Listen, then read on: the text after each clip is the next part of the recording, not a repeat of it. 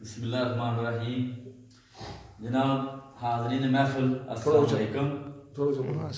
अज दी ये महफिल मियाँ जवेद इकबाल साहब नंबरदार ऑफ सऊद शरीफ उन्हों की रिहायशगाह से मुकीम है और उन्होंने साहबजादे ने छोटे मियाँ आकब जवेद साहब आल मुकीम यूनान उन्होंने फरमाइश से प्रोग्राम हो रहा है तो हुण चंद बोल मिर्जा साहबां ने जनाब की खिदमत पेश करने हैं और बच्चे ना बहुत प्यार करते हैं आकब जवेद ना इनके सुना हुण जनाब मिर्जा साहब दास्तान पेश करने हैं। हाँ जी मियां मुर्तजा जोड़ी आया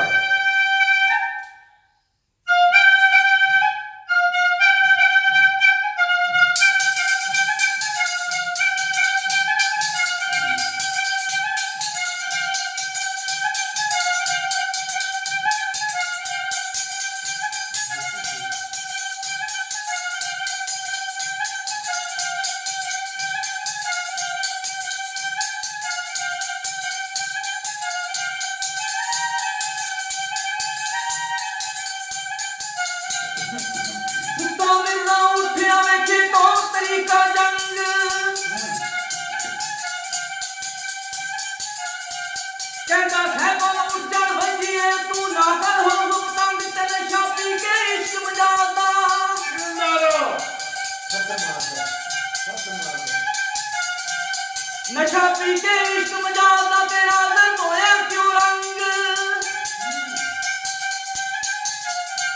तेरे दुख बने लाभ सुनाते हैं जनाब मंगो रंगे की होया दे मानिए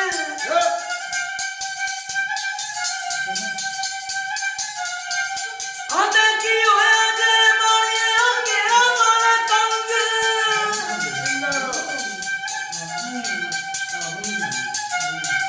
कोड़ी मुना तन कनकदा विच पिजावे लंग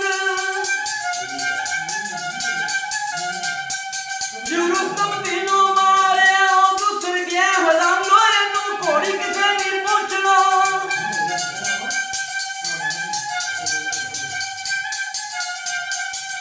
कोड़ी किसे नहीं पहुंचना एनू थाप नंग निर्दे हाथ हाई कर दे उठ के लिया घोड़ी दा तंग ते मगरू चूल्हा चूलड़ घोड़ियां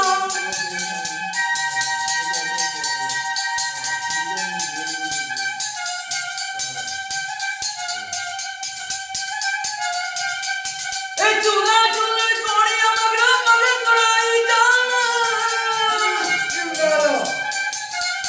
ओ दौड़े सज्जे खब्बे आਉਂਦੇ ओ कर रोटियां कुका मारन चंगरां ते आदर करन जवानों जे कम लिखी तकदीर दे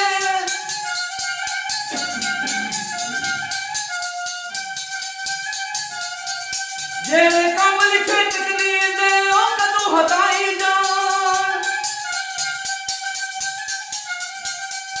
ओ जट साहिबां नूं आखदा ओ करके पिछा ध्यान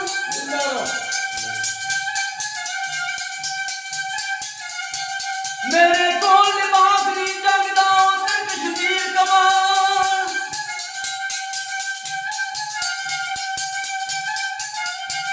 जेकर तरकश तू ना टंग दियां होए उस जनाले नाल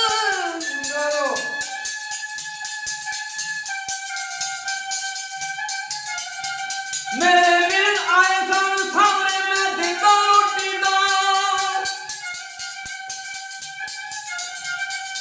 ओ जाली ना प्यार दे ओ मैं एक ना छड़ा प्यार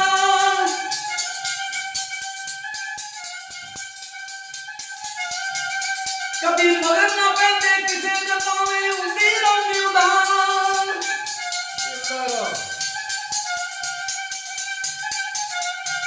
पावे फिर उंगड़े लुट खरीदा प्यू तेरे दा माल